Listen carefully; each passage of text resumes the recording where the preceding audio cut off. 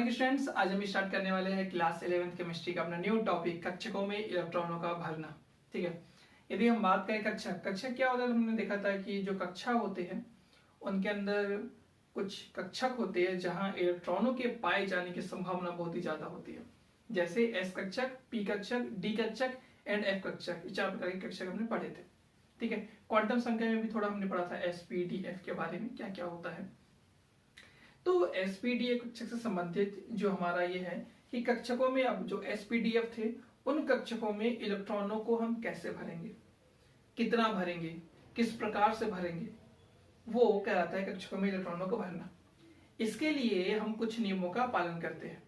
ठीक है, तो उन नियमों को हम देखेंगे। स्टार्ट करने से पहले यदि आप हमारे चैनल पर नए आए हैं तो आप हमारे चैनल को सब्सक्राइब कर लीजिए और नोटिफिकेशन बेल को प्रेस कर लीजिए। ठीक है, तो स्टार्ट करते हैं हम कक्षकों में इलेक्ट्रॉनों को भरना। तो इसमें हम पढ़ेंगे सबसे पहले हम आप बाउ सिद्धांत या आप बाउ का सिद्धांत कह सकते हो उसे हम। देन सेकंड हम इसे कहेंगे हुंड की बहुलता का नियम।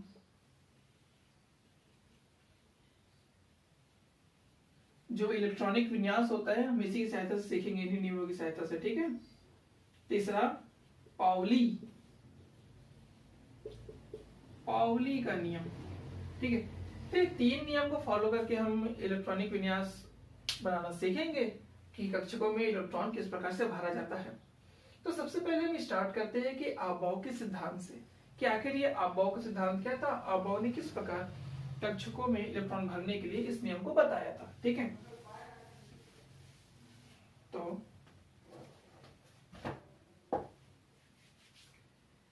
अबाउ का सिद्धांत, अबाउ के सिद्धांत के अकॉर्डिंग हम डेफिनेशन क्या लिख सकते हैं कि इलेक्ट्रॉन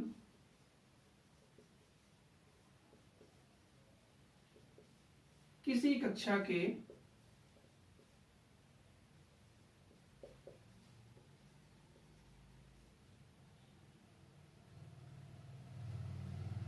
इलेक्ट्रॉन किसी कक्षा के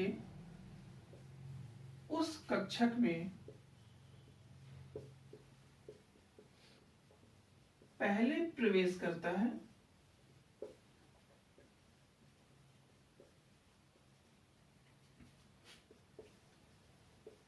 जिसकी ऊर्जा सबसे कम हो। ठीक है, तो इलेक्ट्रॉन किसी कक्षा के उस कक्षक में पहले प्रवेश करता है जिसकी ऊर्जा सबसे कम हो। तो हमारे पास कक्षक कौन कौन सी है, एस कक्षक, पी कक्षक, डी कक्षक, एफ कक्षक। हम इसके ऊर्जा का बढ़ता क्रम लिखते हैं, मतलब सबसे कम होता है एस कक्षक में, उससे अधिक ऊर्जा होती है पी कक्षक की, उससे अधिक ऊर्जा डी कक्षक की और उससे भी अधिक ऊर्जा होती है एफ कक्षक की। ठीक है, तो ये एक प्रकार से इनका ये। अब जरूरी नहीं है कि जब हम एसपीडीएफ को लेके चल रहे हैं तो पूरा 1s 2s 3s 4s 5s 6s 7s पूरा एक साथ आ जाएगा, फिर ये 1p 2p 3p 4p 5 ये एक साथ आ जाएगा, ऐसा नहीं है। ठीक है, हम इन नियमों का पालन तो करते हैं लेकिन एक कक्षा के अंदर रह के। ठीक है, तो अबाउ ने इसको और अच्छे से समझाने के लिए एक छोटा सा डायग्राम जैसा स्ट्रक्चर बनाया, वो स्ट्रक्चर देखते हैं अपन। ठीक है, तो ये हो गया हमारा 1s 2s 3s 4s 5s 6s 7s। Then इसी के सिमिलर में 2p 1p नहीं होता क्योंकि पहली जो कक्षा होती है, अगर मैं बताऊं आपको, ये जो पहली कक्षा है, ये जो दूसरी कक्षा है, ये तीसरी कक्षा है, चौथी कक्षा है। पहली कक्षा में केवल आपको एस मिलेगा, दूसरी में आपको एस भी मिलेगा, पी भी मिलेगा, तीसरी में आपको एस पी और डी भी मिलता है और चौथी में आपको एस पी डी और एफ और 5वीं कक्षा भी होती है इस प्रकार से। तो एस पी डी एफ इस प्रकार से मिलता है। पहली कक्षा में केवल एस ही होता है, दूसरी कक्षा में एस और पी दोनों होता है, तो एस भी है और पी भी है। 1p नहीं आएगा क्योंकि पहली कक्षा में p नहीं होता है। 2p 3p 4p 5p 6p 7p 7p sorry. इसी प्रकार से जो D स्टार्ट होता है वो तीसरी कक्षा से स्टार्ट होता है, तो 3 लाइन लिखते हैं 3D 4D, उस 2D नहीं मिलेगा, दूसरी कक्षा में D नहीं होता, आप देख सकते हो उसमें, ठीक है। 5D 6D and 7D। Then F आपको मिलता है चौथी कक्षा से, तो 4F 5F 6F 7F, ठीक है। तो आप यहां देखेंगे कि उन्होंने डायग्राम में कैसे शो किया कि पहले इलेक्ट्रॉन 1s में जाता है, फिर वो 2s में आता है, यहां से फिर घूम के आएंगे ना 2s, फिर घूम के आएंगे, इधर से नहीं जाएंगे, फिर 2p से 3s, फिर 3p से आपका आएगा 4s, फिर इसी प्रकार से 3d 4p 5s, इस प्रकार से जा रहा है, दिख रहा है ये।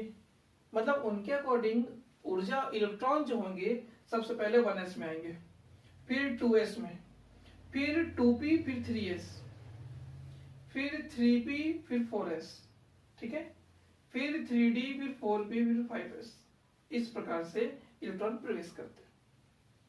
तो अपने को क्लास 11th और 12th के हिसाब से जो परमाणु क्रमांक याद रखने हैं, मोस्टली वो 30 तक हमको इलेक्ट्रॉनिक विन्यास की जरूरत पड़ेगी।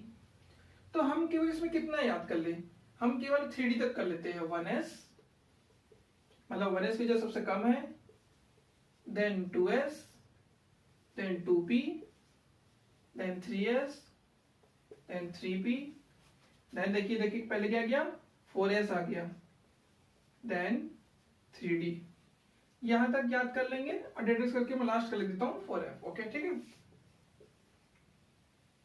सबसे अधिक ऊर्जा उसकी होती, 7f सबसे अधिक ऊर्जा उसकी होती है, ठीक। तो अब ये चीज है कि 1s 2s 3s 3p 4s 3d book में क्या होता है, कहीं कहीं पे आपको ऐसे दिखाई देगा कि 1s लिखा हुआ है, 2s लिखा हुआ है, 2p 3s 3p 4s, क्रम पता है तो कॉमा लगा के लिख सकते हो, उससे फर्क नहीं पड़ता, 3p, देन उसके बाद 3D तुरंत लिख देगा, देन 4s लिखेगा, 3D के बाद 4s लिख देता है।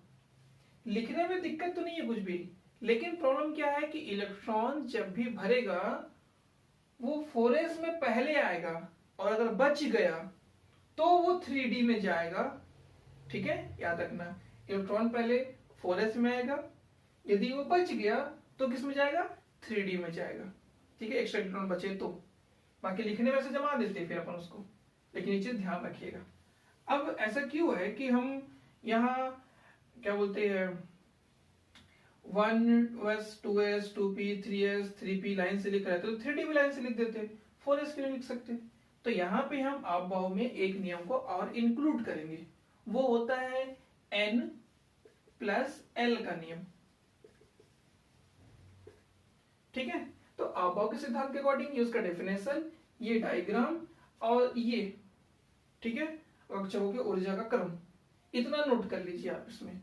देन मैं आपको नेक्स्ट n प्लस l का नियम समझाता हूं कि ऐसा क्यों होता है, किस प्रकार से होता है, ठीक है। तो स्टार्ट करते हैं n प्लस l का नियम। n प्लस l का नियम क्या कहता है, ये कहता है कि इलेक्ट्रॉन उस कक्षक में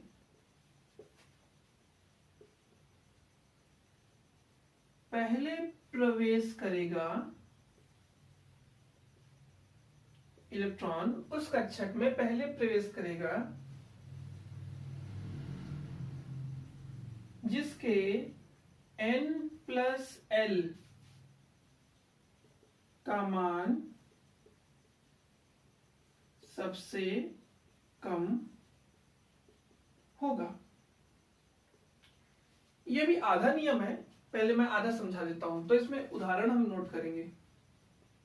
अब आप यहां देख लीजिए, आप किसी भी दो को चूज कर लीजिए, ठीक है, स्टार्टिंग के 3p तक आप किसी भी चूज कर लीजिए। हम लाइन से कोई दो लेते तो एग्जांपल समझने में आसानी है। तो एग्जांपल में हम 2s ले लेते हैं और 2p ले लेते हैं, देखते हैं। हमको वैसे तो आप बहुत से पता चल गया है कि 2s में पहले आएगा, हम इसको n+l के नियम से देख लेते हैं कि 2s में पहले आता है कि 2p में पहले इलेक्ट्रॉन आएगा, किसकी ऊर्जा कम करती है। ठीक है, किसका n+l का मान सबसे कम होगा ये देख लेते हैं। तो उदाहरण के लिए लेते हैं 2s एंड 2p। n+l निकालेंगे हम 2s के लिए, n का मान सामने जो नंबर होता है वही नंबर लिख देते हैं अपन। l का मान द्विगुणसी क्वांटम संख्या से हमने निकाला था कि l का जो मान होता है वो s के लिए 0, p के लिए 1, d के लिए 2 और f के लिए 3 होता है द्विगुणसी क्वांटम संख्या में। यदि आपने क्वांटम संख्या नहीं पढ़ा तो पहले आप क्वांटम संख्या पढ़ लेंगे वहां से। ओके, तो ये 3, तो 2 प्लस इसमें हम अब s की वैल्यू क्या 0, तो 0, तो कुल वैल्यू आ गया 2।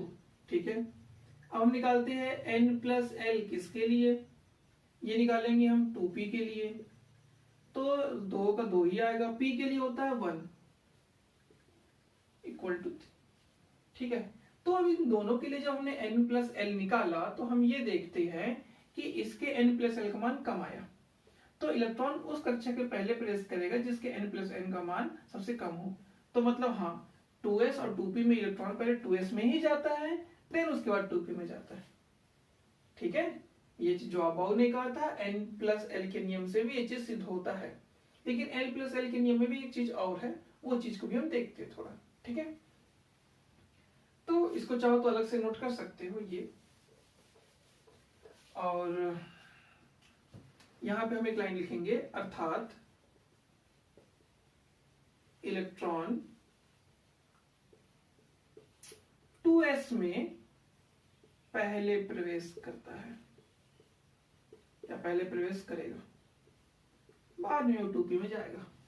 ठीक है, अब हम इसका एक और डेफिनेशन इसमें ऐड करते हैं। वो क्या डेफिनेशन है, इसमें हम एग्जांपल ले लेंगे 4s का और 3d का। ठीक है, 4s और 3d का एग्जांपल ले लेंगे इसमें, 4s और 3d। तो थ्योरी लिख लेते हैं कि यदि n+l का मान, अब सपोज दैट अब n+l का मान निकाल रहे हो, दोनों को सेम से मिल जाए, जोड़ने पे उसका भी 3 आ रहा, उसका भी 3 आ रहा, उसका भी 4 आ रहा, उसका भी 4 आ रहा, तो इस स्थिति में आप क्या कर सकते हो। ठीक है, यदि n+l का मान एक समान, इसमें हम 4s 3d नहीं लेंगे, सॉरी दूसरा एग्जांपल लेंगे। यदि n+l का मान एक समान हो तो उस कक्षक में इलेक्ट्रॉन पहले प्रवेश करेगा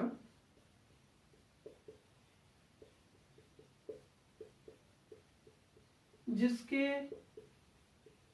n का मान कम हो। समझिए जिसको, जिसके n का मान कम हो। एग्जांपल है इसके लिए भी, चलिए एग्जांपल लेते हैं, उदाहरण। ठीक है, उदाहरण में हम ले लेते हैं इसमें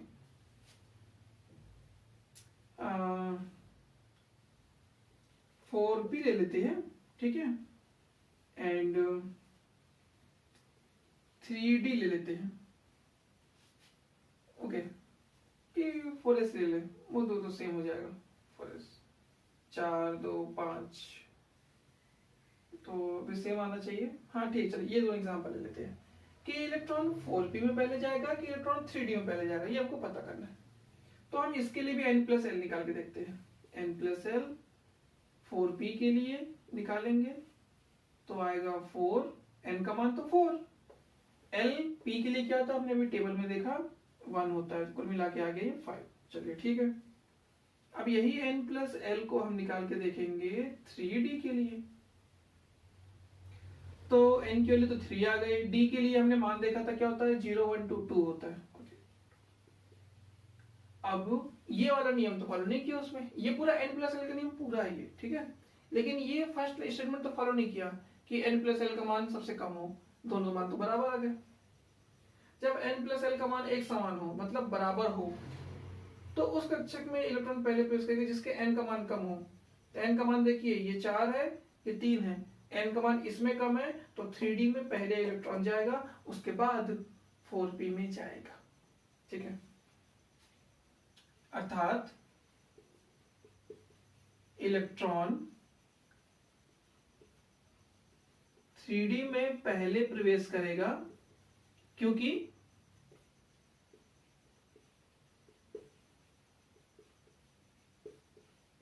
उसके n का मान कम है।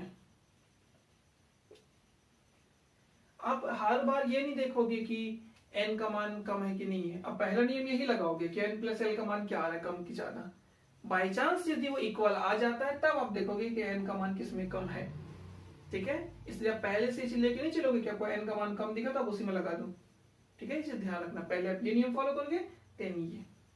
तो ये था अबॉव का सिद्धांत, और अबॉव के सिद्धांत पे हमने n प्लस l का नियम भी देखा। n प्लस l के नियम को एक और नाम से जानते हैं, उसको लिखते हैं अपन बोर-बरी नियम। और ये दो साइंटिस्टों ने मिलकर दिया था बोर-बरी का नियम। तो बोर और बरी, बोर का प्रोनाउन पढ़ा है आप लोगों ने, बस वही बोर और एक बरी। ठीक है, तो ये था बोर-बरी का नियम भी कह सकते हैं इसे आप। तो अबॉव का नियम अच्छे से समझ लिया आप लोगों ने। ठीक है, नेक्स्ट देखते हैं हम हुंड की बहुलता। स्टार्ट करते हैं कि हुंड का अधिकतम बहुलता का नियम क्या कहता है। ठीक है, डेफिनेशन से स्टार्ट करते हैं कि किसी कक्षा या कोर्स एक ही चीज होता है, मैंने बता चुका पहले भी। किसी कक्षा के विभिन्न कक्षकों में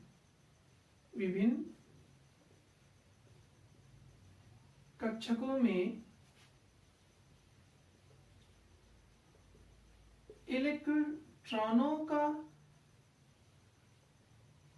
युग्मन तभी होता है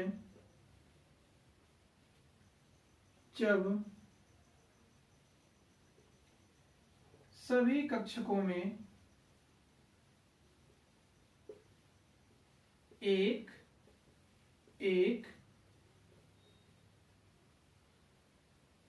इलेक्ट्रॉन हो। ठीक है, किसी कक्षा के विभिन्न कक्षकों में इलेक्ट्रॉनों का युग्मन तभी होता है जब सभी कक्षकों में एक एक इलेक्ट्रॉन हो। ठीक, तो इसके डेफिनेशन को समझने के लिए कुछ चीजें समझना अनिवार्य है, पहले वो समझ लीजिए आप। मैंने इसको क्वांटम संख्या में भी बताया था। ठीक है, यहां भी समझा दे रहा हूं कि एस कक्षा में अधिक से अधिक 2 इलेक्ट्रॉन हो सकते हैं और उसके पास बड़े डिब्बे बनते हैं 1 ठो। पी में अधिक से अधिक आपके पास 6 इलेक्ट्रॉन हो सकते हैं, उसमें डब्बे बनते हैं 3 ठो। और डी में अधिक से अधिक आपके पास 10 इलेक्ट्रॉन हो सकते हैं, उसमें डब्बे बनते हैं 5 ठो।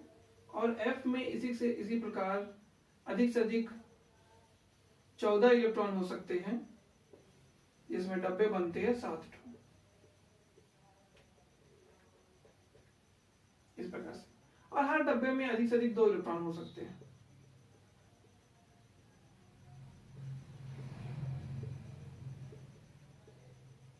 इस प्रकार से, ठीक है।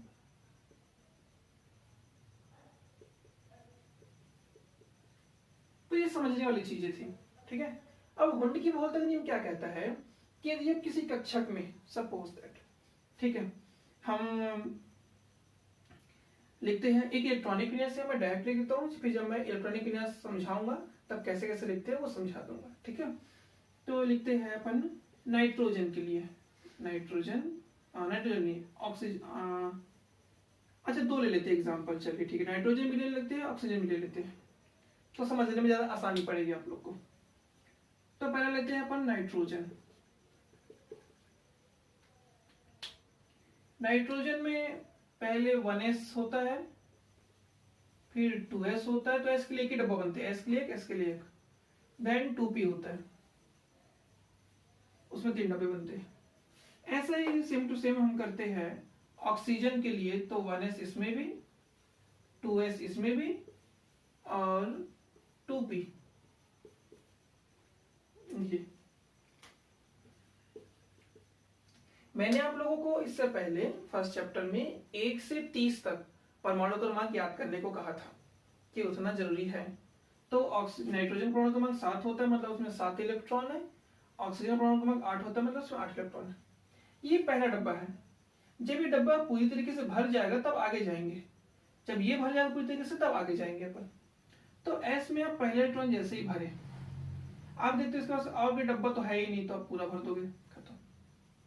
इसमें वही करोगे, अपने पहला भरा और कोई डब्बा इसके साथ लगा हुआ नहीं है तो ठीक है, एस कक्षा कंप्लीट है अपना अपना, ठीक। लेकिन जब आप पी में पहुंचते हो ना, तो आप पहले इसको एक भरे, तब आप दूसरा यहां नहीं भर सकते साथ में इसके, ठीक है। क्यों नहीं भर सकते?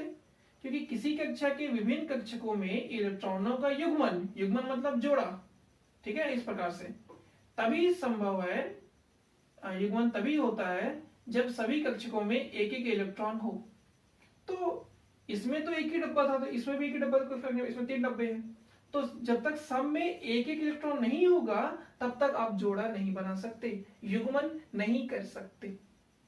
तो आपने इसमें एक भरा, फिर दूसरा इसमें आएगा, तीसरा इसमें, और इलेक्ट्रॉन बचे क्या? तो गिन लेते, 7 होने चाहिए ना, तो 2 2 4 और 3 7 नहीं बचे उसके पास। आप यदि इसको मान लो कुछ इस प्रकार से बना देते हो कि 2 और 1 3, गलत, ठीक है। ऐसे बनाते हो, गलत, ये ऐसे ही बनेगा। अब ऑक्सीजन को देखिए तो और अच्छे से क्लियरिफाई होगा। पहले वाले में 2 भरा गया, एक एक डब्बा, उससे फर्क नहीं पड़ता, कुछ सिंपल भरा जाता है दोनों। देन इसमें फिर ये, फिर ये, फिर ये, देन आप यहां होगे।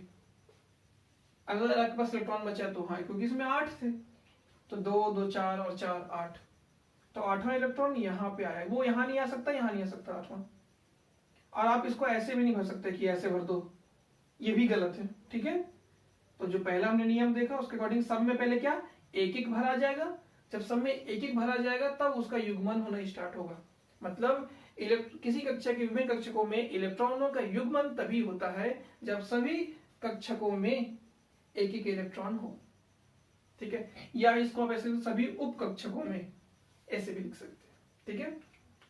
तो ये इसके एग्जाम्पल हो गए। ये था हुंड के अधिकतम बहुलता का नियम। तो इस वीडियो में हम लोगों ने अभाव के बारे में और हुंडी के बारे में पढ़ा, ठीक है। नेक्स्ट वीडियो में हम इलेक्ट्रॉनिक विन्यास निकालना सीखेंगे। देन उसके बाद जो नेक्स्ट वीडियो बनेगा पाउली और क्वांटम संख्या, क्योंकि क्वांटम संख्या और पाउली का नियम एक दूसरे से थोड़ा संबंधित है, इसलिए उसके एक अलग से वीडियो बनेगा, ठीक है। नेक्स्ट वीडियो में हम पढ़ेंगे इलेक्ट्रॉनिक विन्यास क्या होता है, उसे कैसे निकालते हैं, उसमें कुछ कमी होती है तो, या उसमें किसी प्रकार के उस तत्वों का कोई तरीके से रूल फॉलो नहीं होता अभाव का, तो क्यों नहीं होता, इस बारे में भी हम थोड़ा सा पढ़ेंगे, ठीक है। तो आज के इस वीडियो में सिर्फ इतना ही। यदि आपको वीडियो अच्छा लगा हो तो प्लीज वीडियो को लाइक करें, चैनल को सब्सक्राइब करें और नोटिफिकेशन बेल को प्रेस करना ना भूलें। Thank you.